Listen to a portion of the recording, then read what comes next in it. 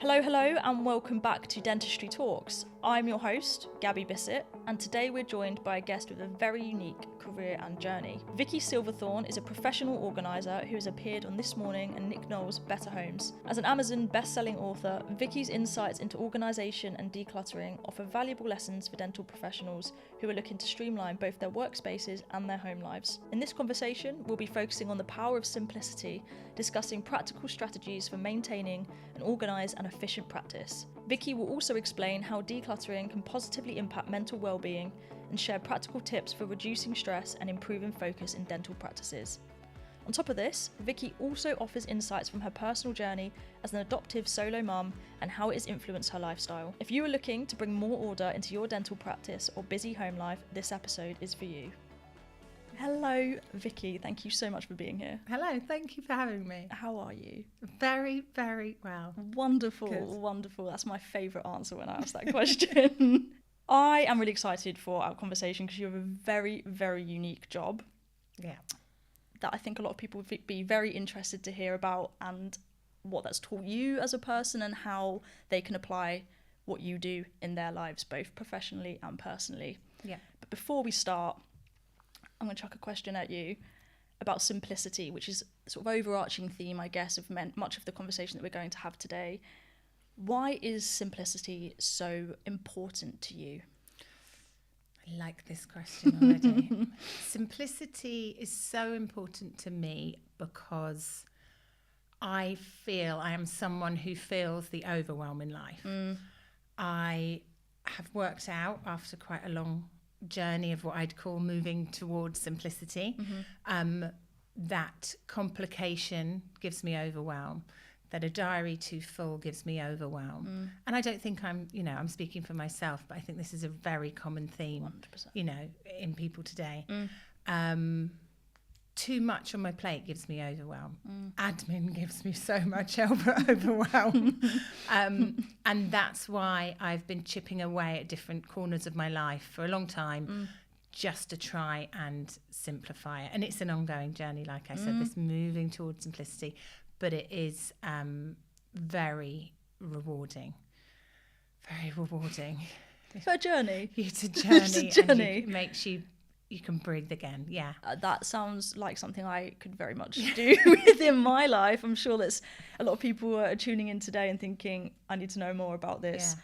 Simplicity, I think, is something that a lot of people might aspire to, but practically they're unsure how to actually get to that, which we'll explore a bit further on in the conversation. Yeah. But first of all, I'd love to learn a bit about you, professional organiser. How did that happen? What is this job? What does it look like? Yeah, tell us everything. I love the story of how it all started, actually. So 15 years since I've started my business. So I've now been a professional organiser for 15 years. I worked for a pop star, Lily Allen. Amazing. And I was her PA, which involved a lot of administrative tasks, which you don't like. We've established that. I realise now why it was so hard. Okay, yeah. It was so hard because I hate admin. Yeah. And then it also involved a lot of the physical side of sort of admin, the physical organisation, the working out what needed to be where at what time. And that bit I loved. I buzzed off. Okay. So then when I left, she'd had someone in sort of styling her and getting rid of a lot of the stuff from her wardrobe. And I thought, God, I could do that. I could do that all around a house. And so when I left working for her, really, a beautiful sort of parting, as it were, that's what I started doing. And back then I was 30, and it was 15 years ago. There weren't many organisers in the UK at all. Yeah. In the States it was big. But yes, I was associated, actually, America a bit more forward thinking on that side of things. Definitely. I don't know if it's got to do with the fact that there's a lot of bigger houses because they've got more room. Obviously, we're in the UK, we're very squashed in. Yeah, so totally. maybe that's what something to do with it. Although when you think about it, it's almost just as important, if not more. Oh no, the need is huge here because you've got to maximise the smaller spaces that we're living in. 100%. And New York, I think it was quite big in as well. Again, because of that compact living, apartments and things. So I thought, well, that's what I'm going to do. And I think there was a lot of sort of sorry, you're doing what? You're tidying people's homes? A lot of people honestly, didn't understand it. It's a fantastic need for that, I think. Yeah. And I loved that. I loved that people didn't get it. It felt like a bit different. And it gave me a real buzz when it started working. I can imagine. Because I think there were quite a few people who were just like, what's she doing? She's gone mad. She's going to start tidying people's houses. No, Isn't that already it's a chance to something prove that exists? people wrong as well. Like, actually, there is a demand for this kind of service. And Yeah. obviously, I mean, I can imagine you saw it Unbelievable. grow, yeah. Yeah, well, back then it was just me. And then I realised that it wasn't that fun doing it by myself. I couldn't get through enough. Okay. And I'm the kind of person who needs that second person in a room just to give you that second level of energy. Oh, I get that. And, you know, you give each other this If boost. someone's feeling a bit lower, I always find that you naturally, the other person picks you up, and vice versa. If the other person is ever having a lower day, you're there to kind of inject the energy into them. Yeah. So, And there's this thing called body doubling, apparently, where it shows that even if there is another person in your vicinity in the room, even if you weren't interacting with them, your productivity levels increase. Oh gosh, noted as a completely remote worker. Yeah, right? So, I mean, sure, it's not the case for some people, but for me, that was the I case. understand it, and there was also interaction. There was no interaction. Don't We talk to me. interacted. So then it was the two of us. And at one point, it was quite funny because a friend of mine did the admin. She was called Vicky, and I was called Vicky. And then another girl came on. It was a friend of mine from years ago's wife, and she was called Vicky. So at one point we had like 3 Vickies, and that's the only people who Vicky worked in the cubed, company, which was called You Need a Vicky, which was totally bizarre. But now we've got a roster of like 10 people. Wow. So we can, because we were finding that clients had to wait a while for their bookings, we wanted to give them like next week. So now we've got 10 organisers. That's incredible. And we can fulfil the amount of inquiries that comes in that is bonkers. Talk me Absolutely through. I bonkers. mean, you know, what does a day look like for you? Are they different? Are they varied? What kind of services do you provide? Say I'm somebody who needs some organising. What can you do for my space? Absolutely. So we get inquiries from people, and the inquiries range so much as to what the client needs. But also, you know, at this end, we don't know what we need. We just need something, help. So we could one day be in a garage, sorting everything out into beautiful boxes or practical boxes, and labeling so much it satisfaction up. from this. Exactly. Just listening. We could be in a loft. We could be organising a kitchen. We could be organising a wardrobe, a cupboard of doom. Okay. A kids' playroom. I love doing kids' playrooms. Yeah. Any area of the entire house. So a client can be very specific about what they're looking for, or they can be a lot more vague, in which case we can take over a bit. Okay. And we also help clients when they imagine they're sort of moving out of their house because they're having renovations done, so they move into another house while they're having the renovations done, and then 2 years later or a year later they then move back into the house. There's a load of stuff in storage, and it all kind of needs managing. But while they're doing that, people also have to work. They have children to look after, dust to clear up. It's such a big thing to deal with. It's like renovations are like a full-time job. So we get involved with that a lot. And that's satisfying because we're watching someone's, I can imagine, journey over a year, 2 years it can be. And as well as that, house moves. I mean, they don't have to be stressful. I don't believe that. That's the thing. They don't have to be stressful. No, I do. Having a helping hand is like you've just said, these are huge things. Renovating a house is not something, and it's so disruptive as well, particularly if it's a bathroom or a kitchen. Where do you eat? Where do you shower? You know, it's and then add children in, and it becomes even more chaotic. So I completely see how that's a lot of work in that area. You can't always stay in the house. You can't. It's a wonderful job, and we meet over the 15 years. Majority, I'd say, of our clients are women. Okay. Who come to us, who approach us. But 20% I'd say men now. Nice, I like that. Yeah, really good. Yeah. And it's just fascinating seeing and meeting the people that we meet as well. Yeah. From so many walks of life. I can imagine. I mean, some inspiring, unbelievable women that I feel like honoured to have met and been in their home and speaking to them, and it's just an all-round amazing job. It's quite personal, isn't it? You're entering a space that is yours, and you're going to get right up close to a lot of things that they wouldn't really show to anybody outside of their immediate family sphere. So you have to, it's a real compliment, I can imagine, for people to allow you into that that space. Yeah, so, and that's a huge amount of, recommendation and word of mouth and the testimonials we've got. We always say to clients, if you do a bit of a show round of the house initially on day one, so they give us a show round, and I say, you're showing us your home as you've never shown it before. So you're not showing us all the beautiful this and that. You're basically showing us the bits that you don't like, the bits that you hide aren't away. Working. Yeah. And people don't ever do that. You'd never go, we've just moved in here.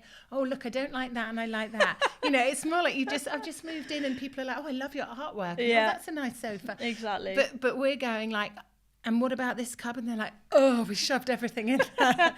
So it's a completely different show round. I can imagine it's quite tricky for people to be so candid with it at times. Vulnerable. I'm assuming reaching out to you in the first place is obviously the first step to acknowledging that they have a need for something to be organised and they want that simplicity that we've spoken about at the beginning of the conversation. Totally. But it's still quite hard to be, particularly if you're a house proud person. It's a space that you're very you put a lot of yourself into, and you think it's a reflection of who you are. We all want to come across in a positive way at the end of the day. And there's the different end of the scale. You've got the clients who are like, I just need someone to come in and help me out. That's great, come on in. That room. And then there's the other end of the scale where someone might be slightly more nervous and be like, I can't believe it's got to this point where I'm having to have help in. And we're like, hey, listen, don't worry, we do this every day.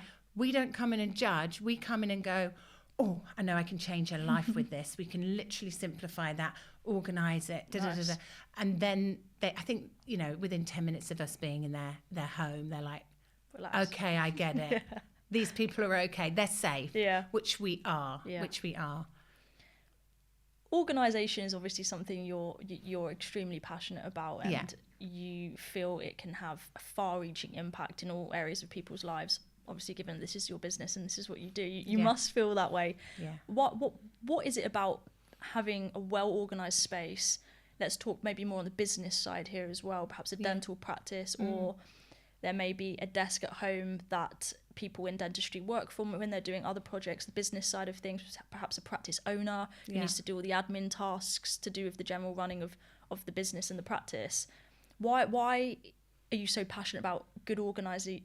I'm going to do that again, Tank. Why are you so passionate about good organisation being so crucial to good business? I think there's such a connection with working in an organised environment, an organised sort of clutter-free environment. I'm sure some creatives would argue that they need that sort of stuff around them and to sort of inspire their thinking, and absolutely that makes sense. There's a quote by Albert Einstein that says, if a cluttered desk is a sign of a cluttered mind, what then is an empty desk a sign of? Okay. And I just think, I remember first hearing it and being like, a clear mind, a happy mind, a really, really happy mind. And that's how I see it. Okay. And I think that's how a lot of people would see it. And again, it's fine if people don't agree or they don't work in that way. But for me, if everything kind of isn't in place, and I'm not talking levels of OCD. Okay. I just mean if everything isn't where it should be. So I'll do that again. If everything isn't where it should be, then it throws me. It throws me because I have to spend time looking for something. That will then give me frustration, which causes a bit of stress. So for me, it's knowing where everything is. And I think that's a hell of a lot of people feel the same way. There'll probably be people listening to this thinking, oh gosh, I am nowhere near where I want to be when it comes to organisation and having a clutter-free space, be it in the dental practice or at home. Yeah. Where do they start? Obviously they can get in touch with you. But how can they? What is a starting place? Because we've already established it can be super overwhelming to even know where to begin with things like this.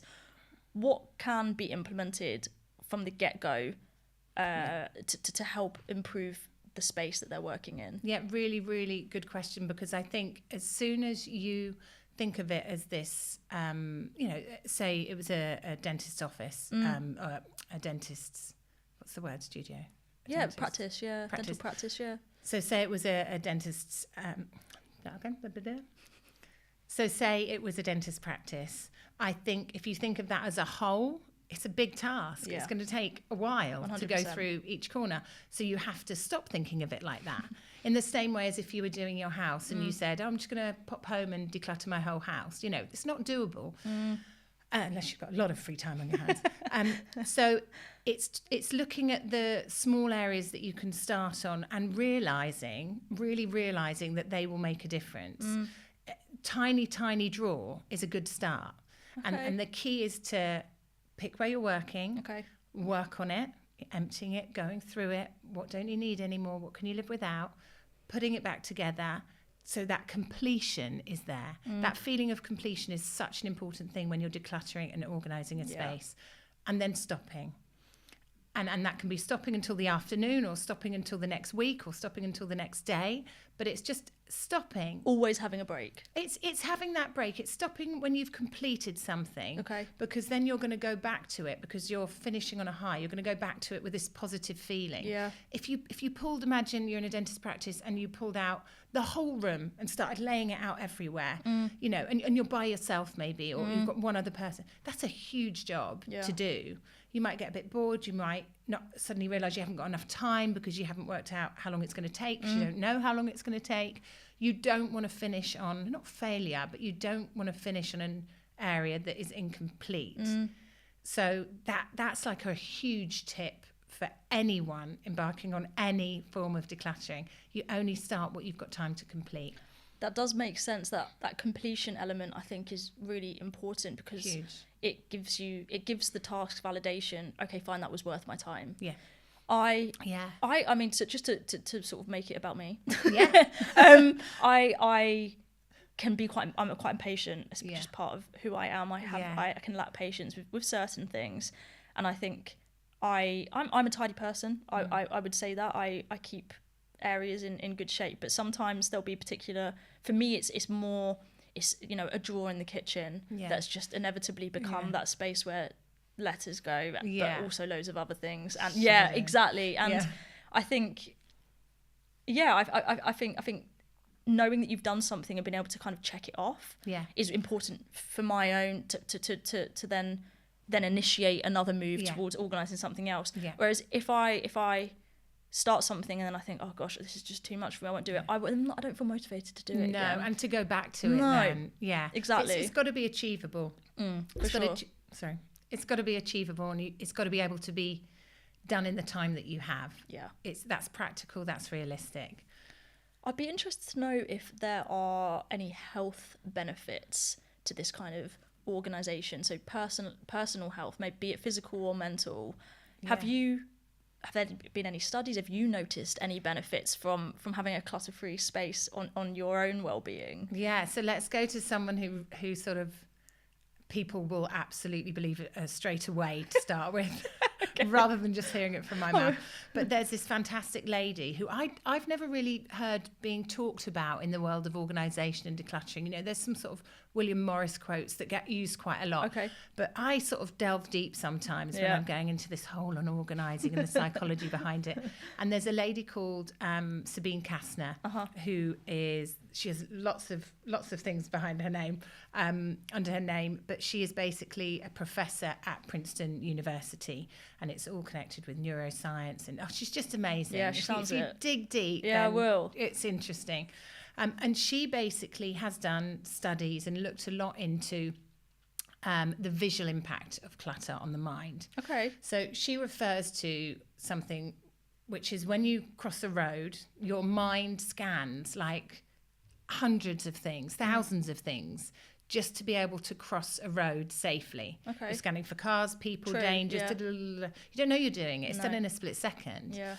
And then she talks about how if you have a lot of items in your visual field, that is the brain, in a similar way to crossing the road, that's the brain having to work hard still, because they're all still in your view. Yeah. You're scanning them without realising them.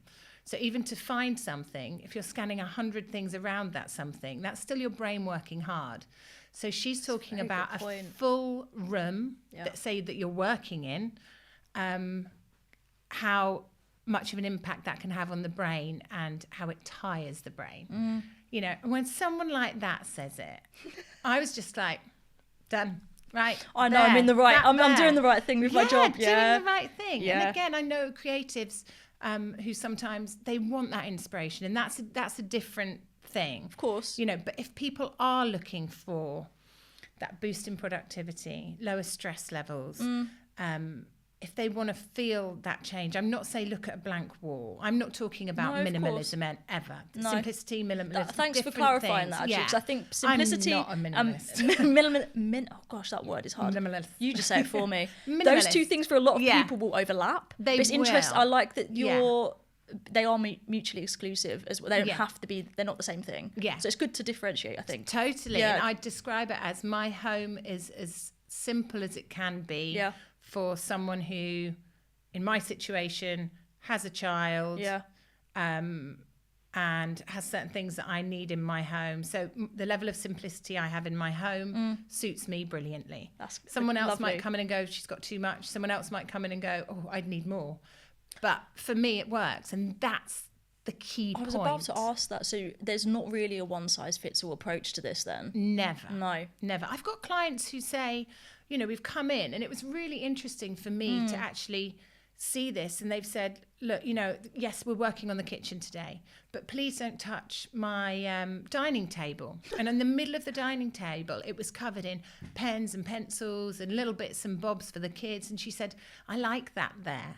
That's not clutter. That's I like really self-aware. And I said, brilliant, absolutely, we won't be touching that. And I don't think there's anything wrong with that. So yes, organisers have this name for filling pantry cupboards with those spinny things. I forget what they're called, Lady Susans, and plastic, and everything's in a certain place, and even tins of soup, but there's like 6 of them in a tub. Yeah. That's fine if that's what someone wants and it's going to work for them, and they can keep it up, and it's going to make them happy, and it's going to make their life more efficient. But I would argue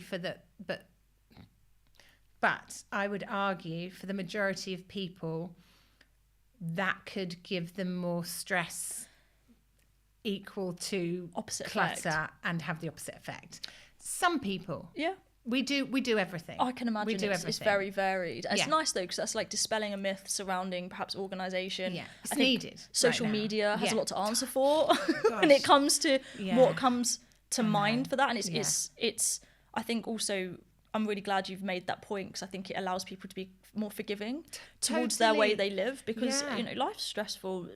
People have all types of living situations, careers, personal lives, and they can look very, very different. And it is important to. I just think comparison. I can't remember who said this.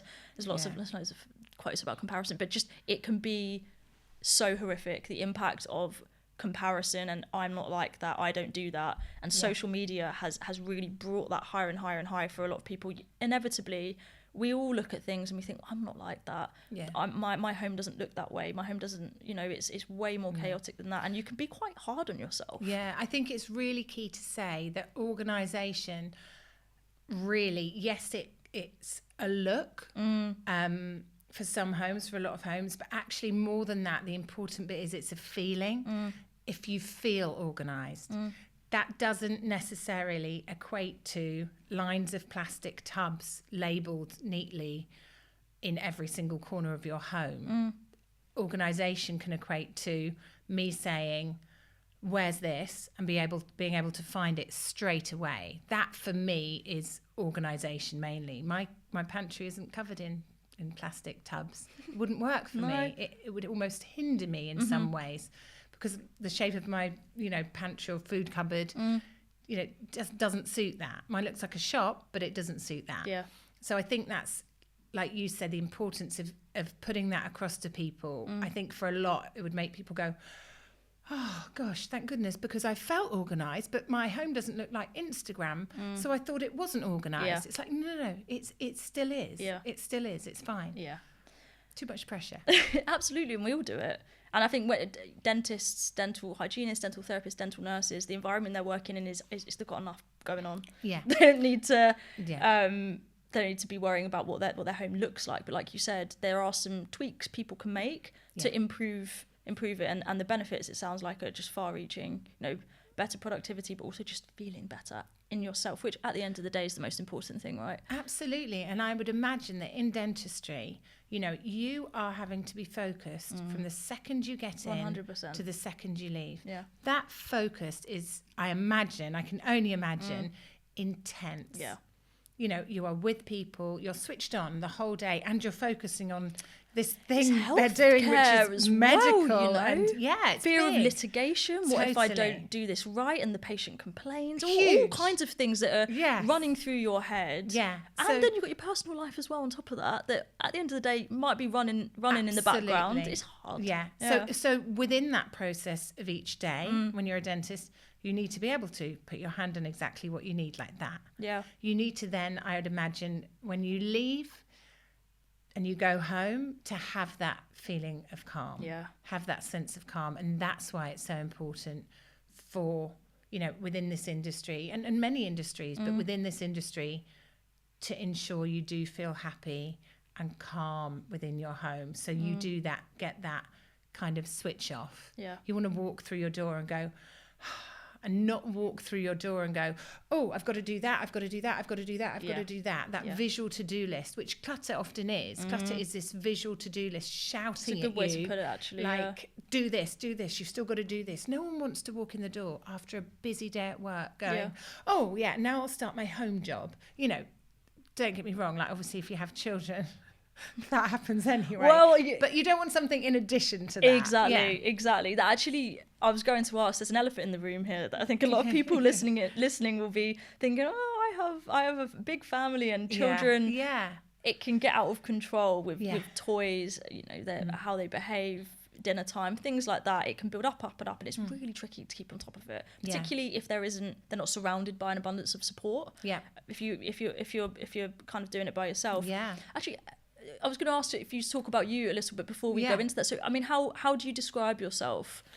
I know you're a mother. Yeah. So I would describe myself as a solo mum of one little girl. Okay. And that's the reason I say solo is because single and solo is very different. If you're a single person and you've separated or divorced, then quite often you still have that every other weekend break or support. True, and you have that second person, not everyone, but emotionally supporting you. Whereas solo is different, and I know a lot of other people in the solo community feel quite strongly about being referred to as solo as opposed to single. I can understand there's a difference there. But there is a difference. So, you don't necessarily have that every other weekend off, or, you don't necessarily have that second person who,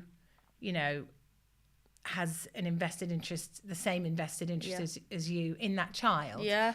So it's different. Yeah, definitely. It is different, and I think it's worth it's splitting. Important to 100%. Yeah. Language evolves. Totally. And I think there's lots of new ways of referring to things at the moment, which it's an education for everyone. So thank you for explaining sort of the thinking behind that. I think it's it is different. Yeah. And what? So do you want to talk to us a bit about how? Yeah. How your sort of parental journey started. I mean, you've got how old is your daughter? So I adopted my daughter, which is obviously a different way of becoming a mother. Absolutely. I hadn't met anyone, and I knew I wanted to be a mum, and I thought about adoption for a really long time. It had always been hovering, but really seriously hovering. Like, I genuinely thought it was something that I would do in my life. And then I decided to go to a meeting about adoption, and that, I always say, must be similar to the moment where people do a pregnancy test. Yes. And they're like, I'm having a baby. Because at that meeting, when I left, I sat in my car. I was by myself. I didn't tell anyone that I was going. It was a real personal journey. Yeah. And I thought, oh my gosh, this is how I'm going to be a mum. Yeah. A couple of years later, I met my daughter, and she came to live with me, and she was quite young at the time. So we've had some lovely years together already, and she's just unbelievable, and I just can't recommend adoption enough, and that's why I so openly talk about it as much as I can. No, it's because great. it's changed over the years a lot, and I always say to people as well, ask me anything, you know, and I often have like people on social media, if I do a post saying, I'd love to have a chat, and I'm like, yeah, 1,000,000%. That's amazing. So we'll have a chat on the phone. I probably had like 5, 6, 7 chats with strangers on the phone. That's incredible. I do think it takes to know somebody who's maybe gone through the process and is now living that life for people to feel maybe less apprehensive, because it I think you say it's the process has changed and people there's certain things that will run through heads, like, you know, what if the match isn't right, or how long is it going to take, and all these things. It's that, important to talk Yeah, those so through, the for fact sure. that you're very open and candid about the whole experience is incredible and so helpful, I can imagine, for so many people. Yeah, and I think important to say as well, you know, I didn't try to have a child in any other way. Yeah. It was my first choice. That's amazing. You know, and for a lot of people, it might not necessarily be. But for me, it was, and I think that's important to know, because a question I often get asked is, you know, oh, you couldn't have children, or you couldn't. It's like, well, I don't know. It's maybe odd, isn't it? I could, maybe I couldn't. It's just like people, well, people find it strange that it's a first child. Yes, and I think that's such a shame that that's what comes to mind for a lot of people, is that it must have been sort of a means to an end, as opposed to and I love that was something that you felt was just from the offset, like the fact you thought about it so much beforehand as well. It wasn't like a spur of the moment, actually I want to be a mother, this is how, you know, you were like, actually I want this and this is the route that's right for me, and it sounds like it's been incredible. It really has. Hard, don't get me wrong. Yeah, no, well, there's been many hard I can bits. Imagine. And when I say that to people, they're like, what, where you thought, how did they say? Where you wish you hadn't done it. I'm like, no, never did I wish I didn't do it. In the same way that somebody who may have biologically given birth to a child will also be like, oh, this is really fucking difficult. Absolutely. But I lucked out. Yeah, that's amazing. Best thing I've ever done, changed my life positively. My life is better than it's ever been. I've never felt contentment like it. You know, I'm single. Yeah. I love that. But I've never felt contentment, genuinely. Like, I smile at how happy I am. People are like, you dating? It's amazing. I don't want to ruin what I've got. I'm just a mum. Honestly, yeah, happily. It's beautiful.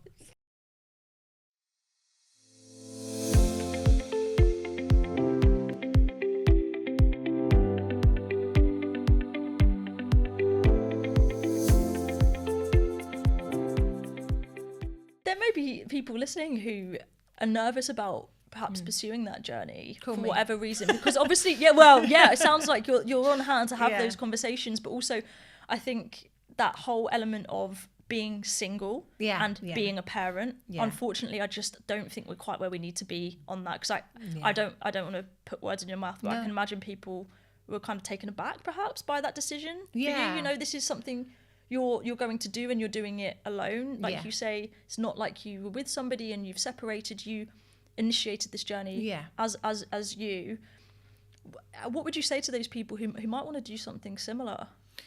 I'd say, if I can do it, you can. You know, I gosh, it's funny. It's almost like, it's not the same, obviously, but when I started my business, I look back 15 years and think, God, how did I have the courage to just do that? Like, there were risks involved, and maybe it would work out, maybe it wouldn't. And I look back at that and think, God, I must have been quite ballsy. and it's now funny because you talk about, I get what you're saying, but you talk about yourself as if you're a different person. Yeah. It's like that, you're still there. That was me. You. Yeah, exactly. It feels so strange. Yeah. And I suppose similar way in the adoption, I think I closed off certain things in my mind that I knew would be hard. I imagine like anyone does when they're having a baby, like, okay, well, that's going to cost a lot. Do you mean the doubt? How am I going to navigate that? And more like logistically, and like, what will I do? I'm going to get really tired, and what if they don't sleep? It's, if you overthink those bits too much, you won't do it. Whereas if you do it, it will be okay and it will work out.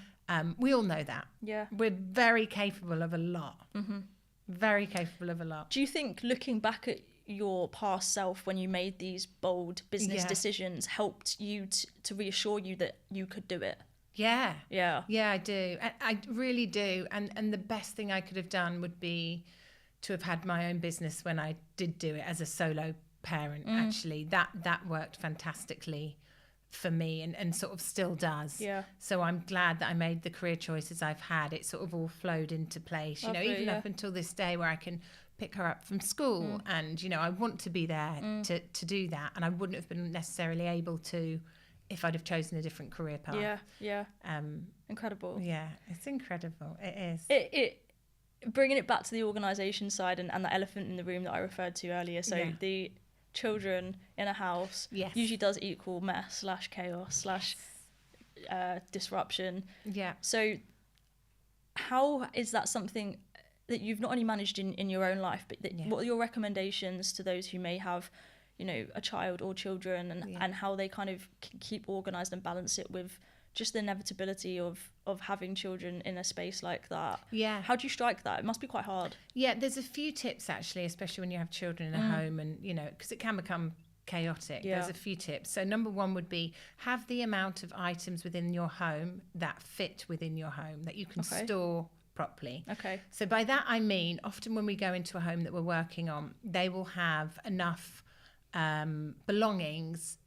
They'll be in a 2-bedroom apartment, say, and they'll have enough belongings for a 4-bedroom house. Yeah, okay. Or if they have a 1-bedroom, enough for a 3-bedroom. Yeah. If they have a 4-bedroom house, often they'd need an 8-bedroom house for the stuff to look. Yeah. So the only answer to that really is to declutter. Yeah. And I don't want to overuse that word as a professional organiser, but it is really important thing to think about. Let your space be the guide to how much stuff you have. Because if there is more than your storage and your space allows, that will always equal a cluttered space. Of course.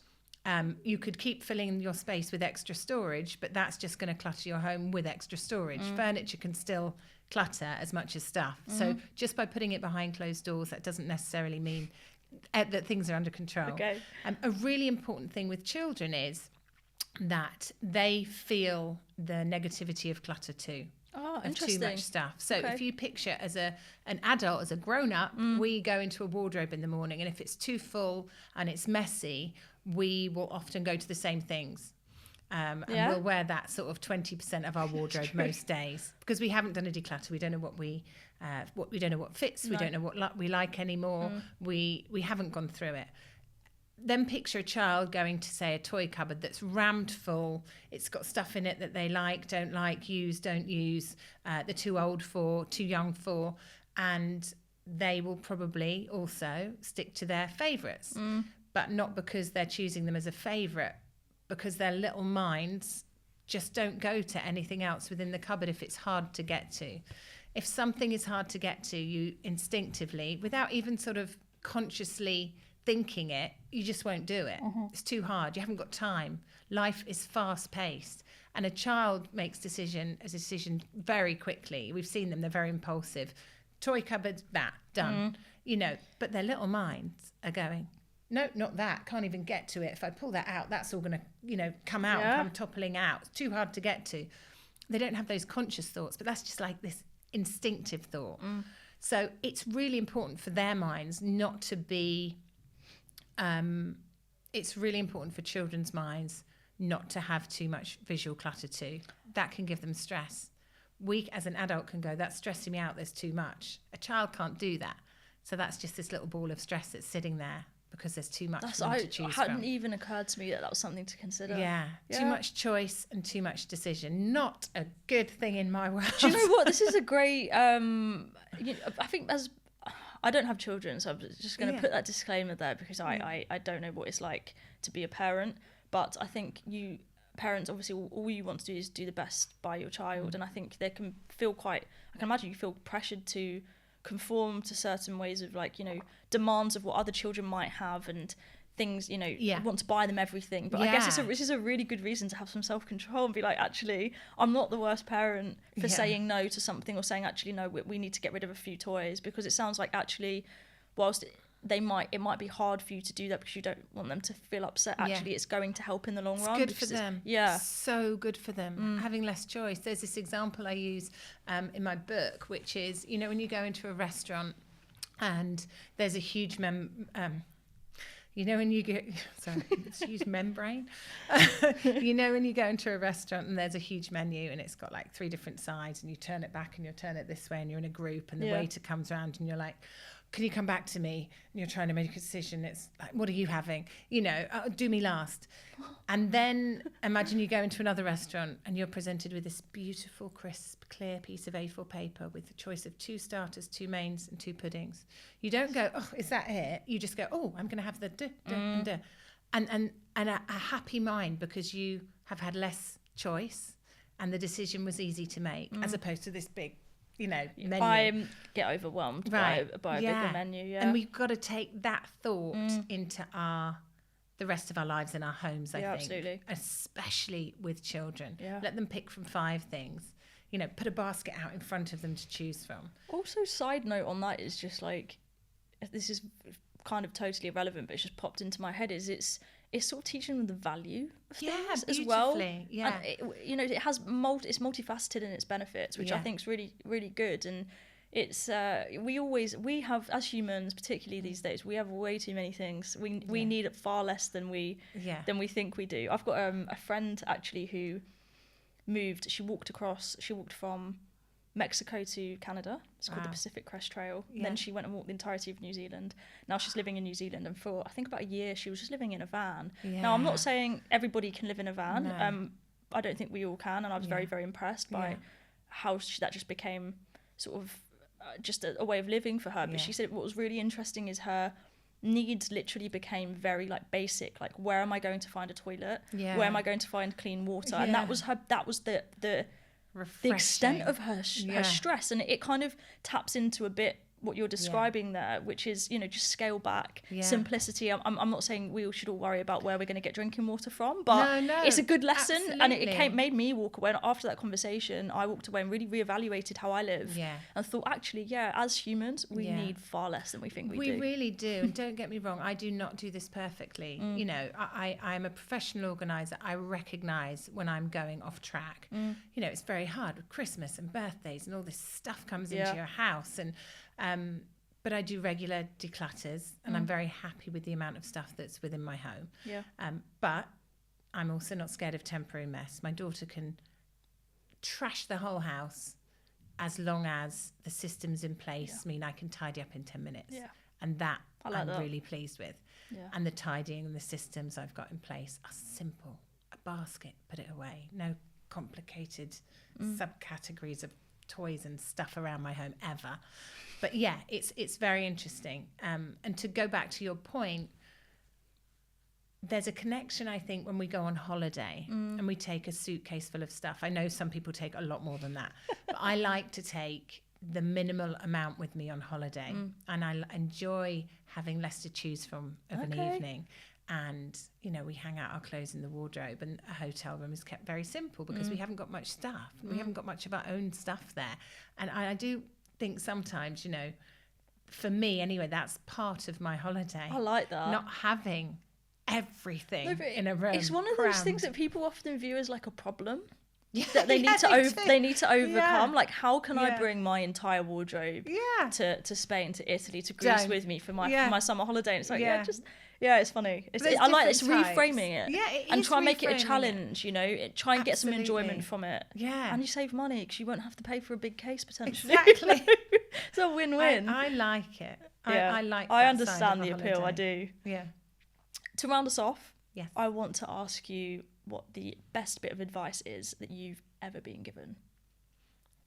Best piece of advice I've ever been given is actually from a happiness coach. Okay. She's amazing, and she says stop worrying about the things that haven't happened yet, because that's so much of what we worry about or feel anxious and stressed about hasn't happened, probably won't happen. So don't worry about it. And just as a little tag on, it's drop FOMO. Oh, I get it. Yeah. One conversation made me drop it. Really? About a year ago, I was like, I don't mind if I'm not there. Yes, I'm really happy on my sofa watching TV, actually. Because when you're a solo parent, this is where I want to be. You get trapped in the house a lot because you can't go out. Yeah. But I really like the fact that I've dropped FOMO. I like that. I don't ever like fear not being somewhere or get jealous that someone's somewhere else and I'm not. I'm just very happy where I've chosen to be at that point in time. Yeah, I like that. That's refreshing, right? No, I totally see how that can be quite liberating to just not have to worry about that. Also, I think it comes into this self-awareness, like what is making you happy, and a lot of the fear of missing out, I think, is more for me anyway. It comes from what you're missing out on, and if that's going to impact your relationships with them. Yeah. Honestly, most of the time we're not as important as we think we are. They don't care. Really, they're not.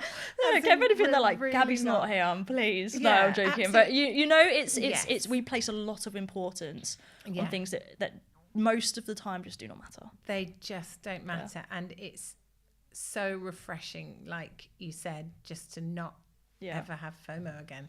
It's good advice. I'm here, you're Thank there, you. that's okay. Have fun.